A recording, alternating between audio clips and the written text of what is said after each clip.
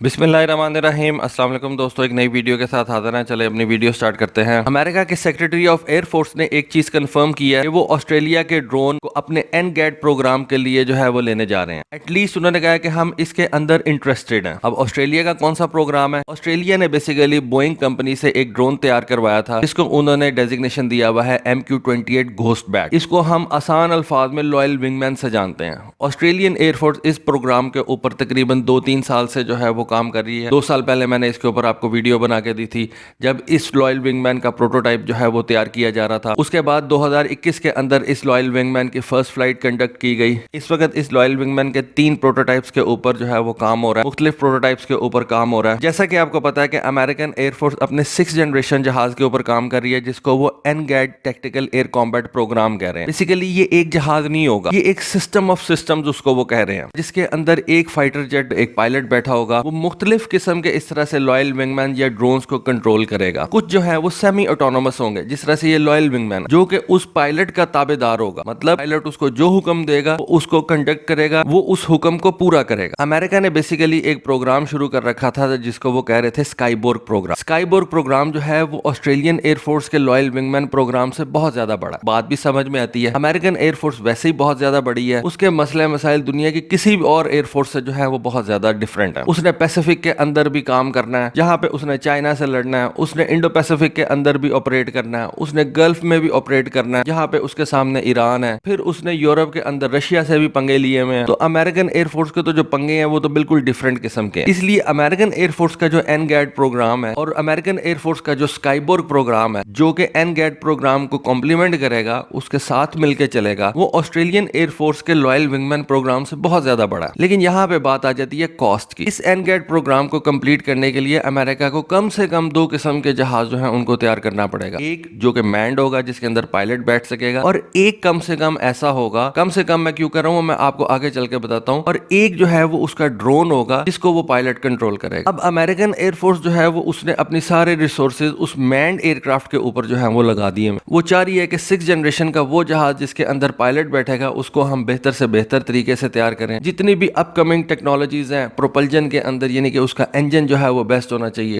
उसका जो डिजाइन है वो बेस्ट होना चाहिए, उसके जो फ्लाइट कंट्रोल सिस्टम्स हैं वो बेस्ट होने चाहिए, उसके अंदर जो सेंसर्स लगने हैं वो बेस्ट होना चाहिए, रडार हो गया, IRST हो गया, जो भी चीजें उस जहाज के अंदर उन्होंने लगानी है वो बेस्ट होनी चाहिए। इसीलिए वो उसको 6th जनरेशन का जहाज जो है वो बोल रहे हैं। लेकिन प्रॉब्लम कहां पे आ रही है? 6th जनरेशन का जो कॉन्सेप्ट अमेरिका ने तैयार किया हुआ है, उस कॉन्सेप्ट के अंदर जो ड्रोन वाला एलिमेंट है, उसके ऊपर अमेरिकन एयरफोर्स जो है वो उस तरह से तवज्जो नहीं दे सक रही। पायलट वाला जो 6th जनरेशन जहाज बनाना है उसके ऊपर तो वो तेजी से काम कर रहे हैं, लेकिन 6th जनरेशन का जो अनमैन्ड वेरिएंट वो बनाने जा रहे हैं, उसके लिए अमेरिकन एयरफोर्स उस तरह से रिसोर्सेज या पैसा जो है वो नहीं एलोकेट कर सक रही। इस वजह से अमेरिकन एयरफोर्स जो है वो ऑस्ट्रेलिया के पास गई है, और उनके जो सेक्रेटरी ऑफ एयरफोर्स है उन्होंने ऑस्ट्रेलिया से जाके कहा, क्योंकि बोइंग ने ये लॉयल विंगमैन जहाज जो है इसको तैयार कर लिया है, ये जो लॉयल विंगमैन ड्रोन है MQ-28 घोस्ट बैट इसको तैयार कर लिया है, हम आपसे ये MQ-28 घोस्ट बैट जो है एज इट इज परचेज कर लेते हैं। इस तरह हमारी जो ड्रोन की कॉस्ट है, 6th जनरेशन के जो अनमैन्ड व्हीकल की कॉस्ट है वो हमारी बच जाएगी, और इस लॉयल विंगमैन को हम अपने 6th जनरेशन प्रोग्राम के अंदर शामिल कर लेते हैं, स्काईबोर्ग प्रोग्राम के अंदर शामिल कर लेते हैं। इस MQ-28 घोस्ट बैट का उन्होंने कहा कि हम अलग से एक डेरिवेटिव बनाएंगे, और उस डेरिवेटिव के ऊपर हम काम करके उसको अपने 6th जनरेशन जहाज के साथ जो है वो मिलाएंगे, और उसके ऊपर वर्किंग जो है वो स्टार्ट कर देंगे। इस तरह से हमारी टाइम भी बचेगा, इस तरह से हमारी कॉस्ट भी बच जाएगी। लेकिन अभी अमेरिका के secretary of air force Frank candle ने कहा है कि ये हमारी जो बातचीत है ये प्रिलिमिनरी डिस्कशंस हैं, अभी हमने कोई फैसला नहीं किया, लेकिन हम बहुत ज्यादा इंटरेस्टेड हैं इस MQ-28 घोस्ट बैट के अंदर। और उनका कहना यह था कि ये जो एनगैड प्रोग्राम है, ये जो 6th जनरेशन का प्रोग्राम है, ये हमारी एयरफोर्स के लिए आने वाले दिनों के लिए बहुत ज्यादा इंपॉर्टेंट है। अगर अमेरिका ने आने वाले दिनों के अंदर एयर डोमिनेंस जो है उसको कायम रखना है, तो उसको ये 6th जनरेशन प्रोग्राम जो है उसको कामयाब करवाना पड़ेगा, और चाइना से इसको जल्दी जो है वो तैयार करना पड़ेगा। डेफिनेटली चाइना भी इसके ऊपर काम कर रहा है, और चाइना का जो काम करने का तरीका है वो बहुत ज्यादा डिफरेंट है। कभी आपको एक छोटी सी मिसाल दूंगा, अपना एक शॉर्ट वीडियो बना के दूंगा कि चाइना जो है वो प्रोजेक्ट किस तरह से कंप्लीट करता है। बहुत से इंडियन दोस्त जो है उनको ये बात अच्छी नहीं लगती,